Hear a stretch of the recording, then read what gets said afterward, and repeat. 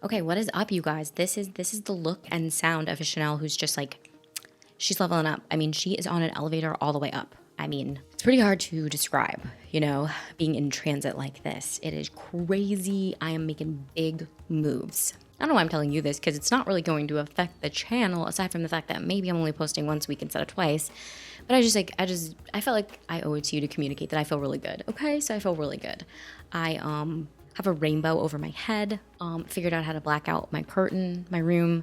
That curtain is not hanging on a rod, so it could come down at any minute, and that is the kind of impulse I'm like looking for in my life. You know, like I'm looking to make things exciting. So like there are things perilously perched. Boom, boom, boom. They could fall at any second and I'm ready. I'm staring at index cards for my teen movie. I refuse to let myself be excited about it because like, who knows, you know? Like I've scrapped a movie before and I'll probably do it again. So, oh my God, wow. Tangent, hello. I feel like I have a podcast. What's up? Welcome, you guys. Welcome back to the Chan. My name's Shanelle. If you're new here, we screen movies and we do it from a filmmaking perspective because I like film. I mean, I don't know what to tell you. I didn't go to school for it. I just have seen a lot. And the greats, they just watch whatever they can. They watch what they can and they learn from it. And you know what? You and me, we're doing that together, okay? We don't need film school. I mean, go if you want. Seriously, go if you want. I think the connections can be invaluable. Today, we are going back to the beginning. For me, we're going to watch Reservoir Dogs, which some might argue I should have started with when I started my Tarantino binge on the channel. But you know what? I already ruined it. I already was familiar with Tarantino's work. I'd already seen some of his later flicks in theaters when I was like, I don't know, when I was younger. Duh, like in the past. I'm learning so much from Tarantino and how to write and how to structure movies. So I'm just ready to go back to the beginning with Reservoir Dogs, see what kind of connections we can build between his works to come. This is his debut, his filmmaking debut, Reservoir Dogs. I think, if anything, I'm expecting the lowest budget he's ever had to work with. So this will be exciting. It will show you what you can do with a low budget, and that's going to be, it's gonna be great. I cannot wait. If you've watched a couple of my videos and you haven't subscribed and you're thinking about it, maybe just do it right now. I put things off all the time, so I mean, put it off if you want. That's cool. Totally fine by me. Okay, so saddle up, get your adult beverage if you're of age, or just put some iced coffee in a wine glass to feel fancy and meet me back here so we can screen Reservoir Dogs from the year 1992. Boom. Make sure to put your phones on Do Not Disturb, please, and thank you. Let me tell you what Like a Virgin's about. Like a It's all about a Virgin. girl who takes a guy with a big dick. Big dick. Entire song. No, it's not Like a Virgin. Girl who's very vulnerable. She's been fucked over a few times, and then she meets a guy who's very sensitive. Time out, Green Bay. No. Bishami. Yay. Like a Virgin's not about some sensitive girl who meets a nice fella. That's what True Blue's about. No, granted, no argument about that. It's Tarantino. So True Blue was about a guy, sensitive girl who meets a nice guy, but like a virgin with a metaphor for big dick. Okay, let me tell you what Like a Virgin's about. It's all I love this camera. All right, everybody cough up some green for the little lady. Good deal. A buck a piece. Love. Wow, I am sucked in. Come on, throw in a buck. I don't. I don't want to miss don't anything tip? in this movie. No, I don't believe in it. You don't believe in tipping. I mean, as far as I'm concerned, they're just doing their job. Hey, this girl was nice. She was okay. I mean, she wasn't anything special. What's special? Taking the back and sucking Every dick? waiter ever. It's just fine. You know? I Classic. drove a 12%. You don't care they're counting on your tips to live? Good point. You know what this is? World's smallest violin. It's the world's smallest violin playing just for the waitresses. I'm dead. All of this is over $1. It is so great. Just convinced me. Give me my dollar back. Hey, He's convinced me. All right, ramblers, let's get rambling. Wait a minute. What a motley crew. All right, since you pay for the breakfast, I'll put in. But normally I would never do this. I'm so excited. I want to say that I was analyzing to see if that intro was one take, and I think it felt like one because they kept the camera moving. But I did notice the camera changed directions a few times after it would pass behind a suit. Sometimes it would look like it was continuing on around the other person, and sometimes it would change direction abruptly. And then the other thing I want to say is I am learning so much about writing scripts from Quentin Tarantino. I'm obsessed. He starts every single one of his movies with Okay, at the bare minimum, a very strong character statement. One line. And he has characters. He puts characters together with very strong opinions. And I think that is why it is so riveting and so successful. It's like, boom, we're in. Like a virgin. It's about dicks. A strong opinion. And then he'll make his case. Buscemi, I don't tip. Strong opinion.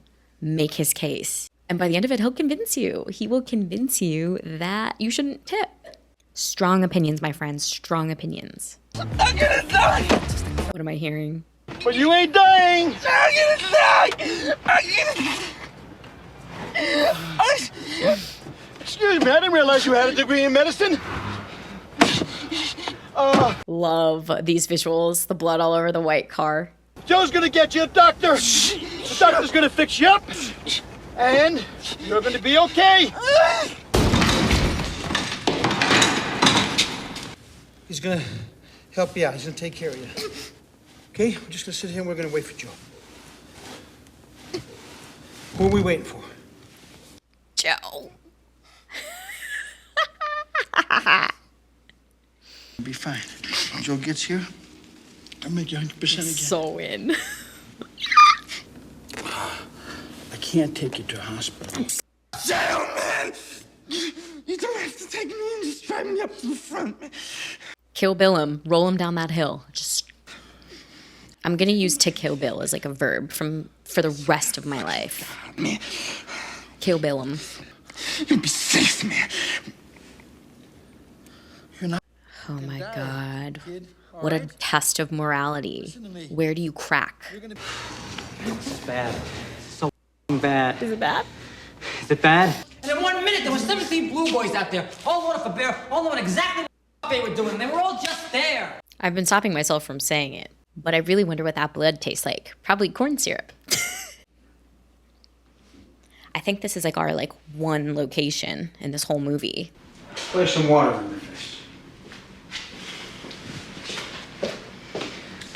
I love when Tarantino doesn't give us what we want. I love when we don't see the other side of a scene. I love it.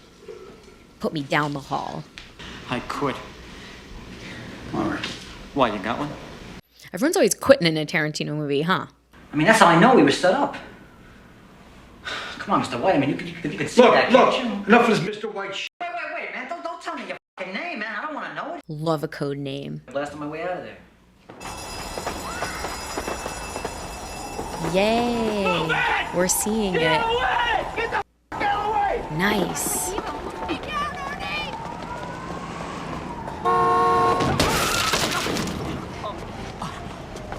Yeah. You're so sure.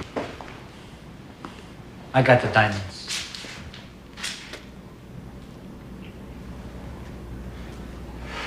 They did it.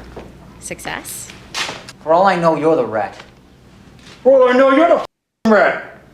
All right, now you're using your... I'm right, okay? Somebody's a f***ing rat. Tarantino, man. I'm like, everyone's got a valid point. Where's the Everyone. this dungeon? I gotta take a squirt. This is mind control. It's Inception. Did about 4 jobs together. Then decided to call it quits. Why? I love these guys. They look like every older man in my family. You push that woman, man. And they sound like every older man in my family. What's she doing now? What's the cut, Papa? Juicy, Junior. Real juicy. Is Mr. White the crime scene cleaner-upper from Pulp Fiction? I forgot his name. I think he's just passed out. Get this kid to a hospital. Come on.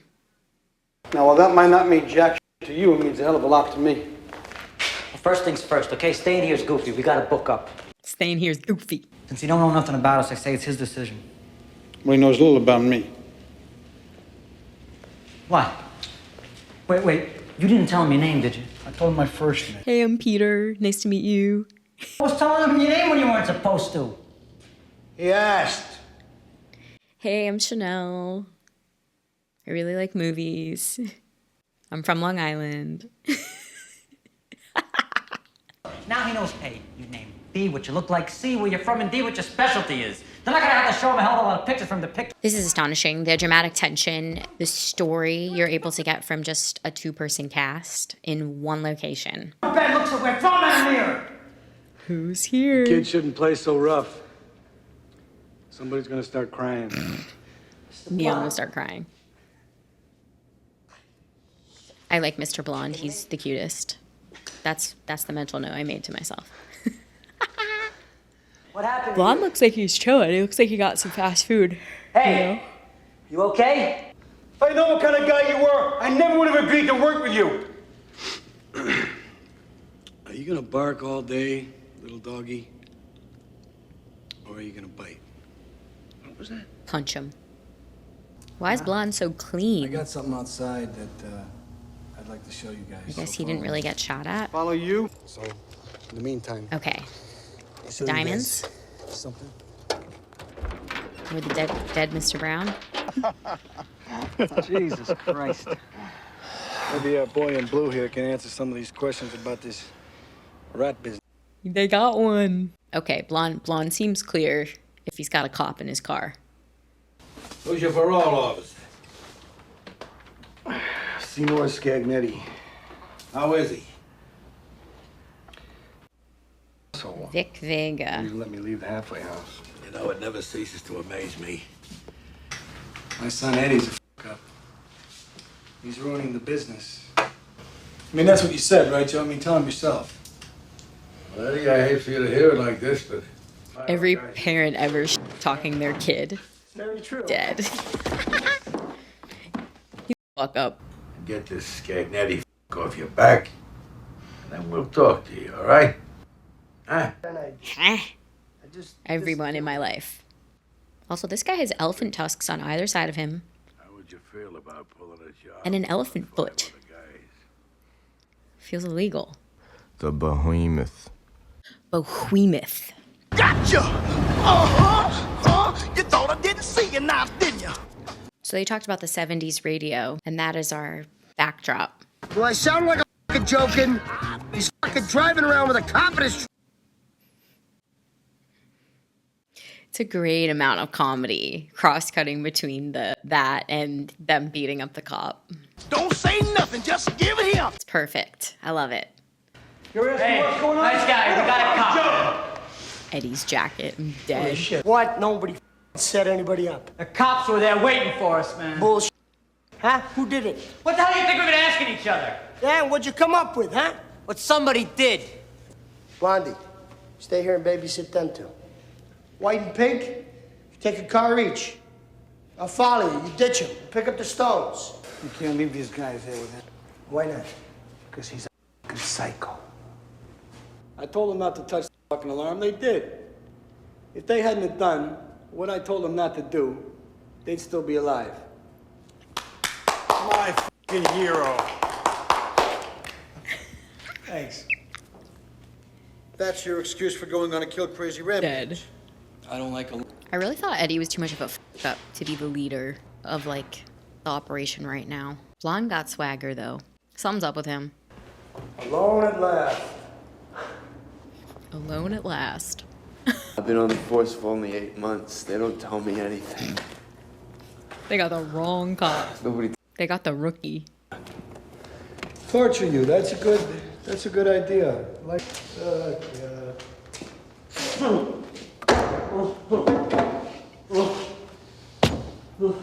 A cowboy. You ever listen to K. Billy's Super Super Sounds sounds of the of the 70s? 70s.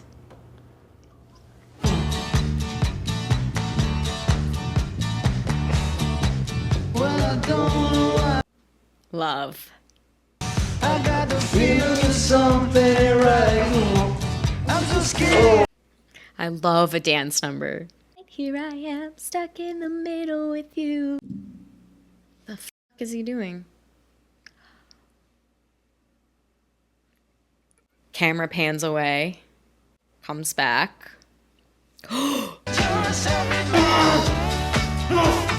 Ear? Is that his ear? I think it's an ear. Don't go anywhere. I'll be right back. Way to do that effect on the cheap. Pan away. Hand him a fake ear covered in blood. Pan back. Don't show us.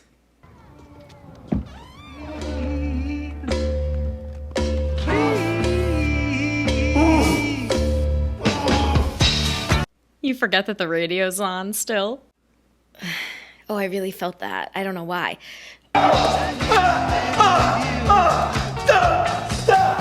Stop! No, like, seriously, stop, though. Seriously, stop. Don't get wrong now, please. You all done? Don't! Fire, scare.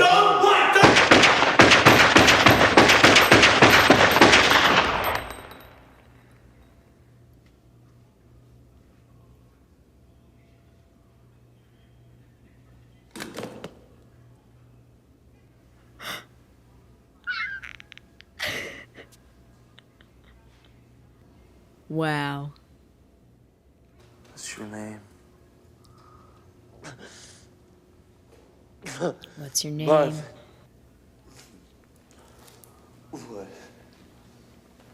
What's this blur that I'm seeing? I don't know what to tell you, Marvin. That looked like not like put in later. Mr. Orange. Meet Joe and a guy named Mr. White. It's a phony name. My name is Mr. Orange. Mr. Orange? Mr. Orange. Okay, Mr. Orange. Have you ever seen this motherfucker before? Who? Mr. White? Yes. Use the commode story. What's a commode story? It's a scene, man. Memorize it. Look, man, an undercover cop's got to be Marlon Brando, right? To do this job, The commode story? What is this? That's an amusing anecdote about a drug deal. Memorize an amusing anecdote to be able to whip out like that. You gotta know if they got hot water or not. If it stinks. If some nasty, low-life, scum-ridden mother sprayed diarrhea all over one of the bowls. Real image. I'm making this bitch rich. She didn't have to do jack shit. She never even had to meet these people. This is live footage of me memorizing a monologue. You're gonna go at the train station. Wait a minute. You go to the train station to pick up the buyer, the weed on you? Yeah, a guy needed it right away. Don't ask me why. The commode story. I'm excited. Just looking at me, and they know, man, they can smell it. Sure as that fucking dog can. They can smell it on me. I'm obsessed.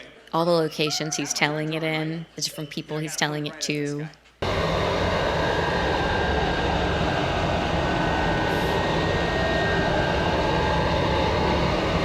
It's so entertaining. I have to remind myself it's not real. Like, this is a story. I'm like, what's gonna happen?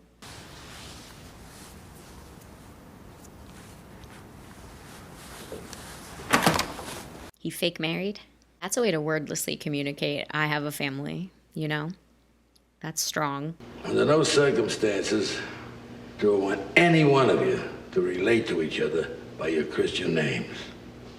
And I don't want any talk about yourself. Your Christian name. Mr. Blonde, Mr. Blue, Mr. Orange, Mr. Pink. Why am I Mr. Pink? My way or the highway. Now, what's it gonna be, Mr. Pink? The repetition of Mr. Pink.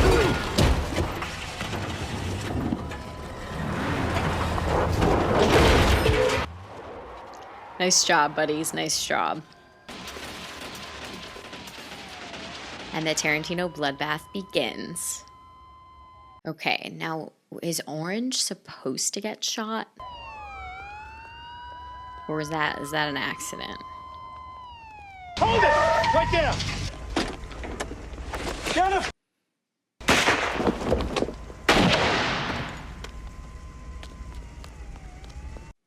A civilian shot him? Hurt! You're hurt real f***ing bad. But you ain't done. Back to the beginning, baby. Oh, this blood's scaring me, Larry. I'm gonna die, I know. Larry. What the f happened? He slashed the cop's face, cut off his ear, and was gonna burn him alive. Blonde went crazy. He slashed the cop's face, cut off his ear, was gonna burn him alive. This cop? You're saying that Mr. Blonde was gonna kill you, and then when we got back, he was gonna kill us, take the satchel of diamonds and scram. I'm right about that, right? That's correct. That's your story? You're telling me that now that this man is free, and we're making good on our commitment to him, he's just gonna decide to rip us off? Why don't you tell me what really happened? Oh, shit. They know who it is. That lump of shit is working with the LAPD. I don't have the slightest idea what you're talking about. Joe, I don't know what you think you know. I feel like Joe's never wrong. You're making a terrible mistake I'm not gonna let you make. Come on, guys. Nobody wants this. Does everybody die? That would be awesome. Everybody shoots everybody. Don't make me do this. Larry, stop pointing that gun at my dad!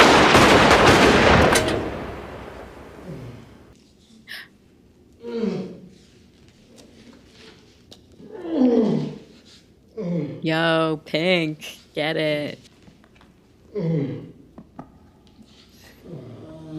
He's like, that's for making me Mr. Pink, you assholes. Wow, I'm like, who's my favorite character?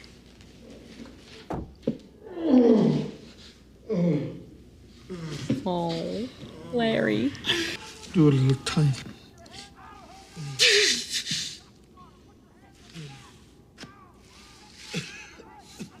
I'm a cop. Oh, I didn't think he was gonna admit it ever. I'm a cop.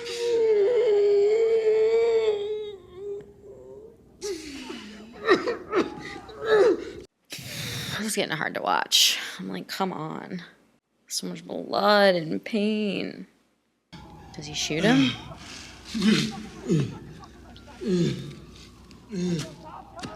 I'm like, don't make me see it. Face! Drop the fucking gun, buddy! Now! Put the gun down!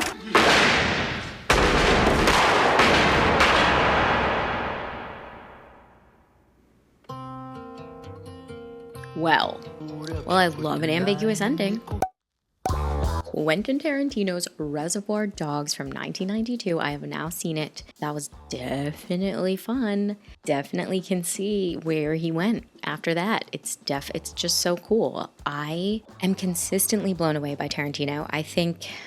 I don't know, I'm like half serious when I say this, but I do think you can speed up your film school education if you just watch everything Tarantino's ever done, because I think he's collected the best stuff and evidence for you.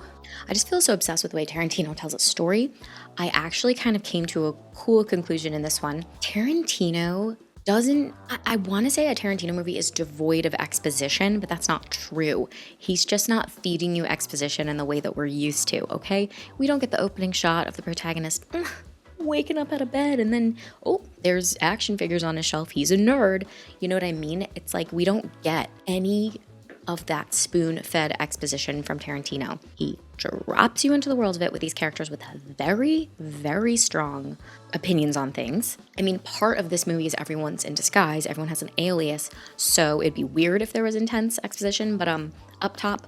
But he disguises the exposition in scenes and weaves them throughout the story, and it never hits you in the head, really.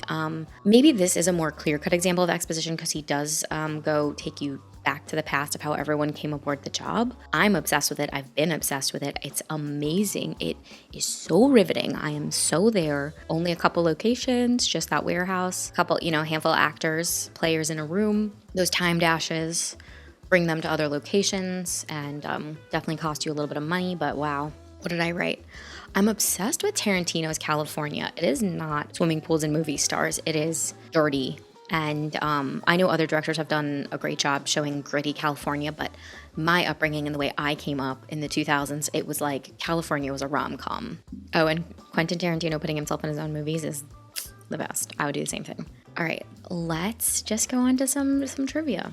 Oh, I'm already going to be obsessed. The film's budget was so low that many of the actors were asked to simply bring their own clothing as wardrobe, most notably Chris Penn's track jacket. Oh my God, Eddie's jacket.